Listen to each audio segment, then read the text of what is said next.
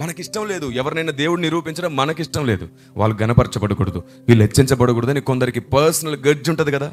వాళ్ళు అసలు దేవుడు నిరూపించనే కూడదు అంటారు. వాళ్ళని నిరూపించిన వాళ్ళని ఏమంటారు తెలుసా? ఏదో అనేస్తారు, సింపుల్గా దాన్ని దారి తప్పిస్తారు. అదే దేవునికి ఇష్టం లేదు. ఇలా అన్నాడు తెలుసా, చేదును తీపని చెప్పువారు కలరు, తీపిని చేదను చెప్పువారు కలరు, వీరిరువురు యెహోవాకు హేయులు. వీరిరువురు యెహోవాకు హేయులు. జాగ్రత్త.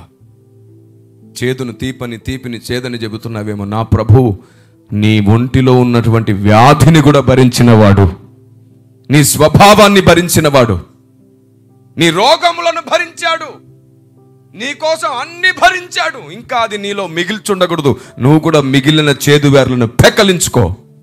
దేని గూర్చి తొందరగా అభిప్రాయపడకు. వినువారు మాత్రమై ఉండక పరిశీలించేవారై ఉండండి.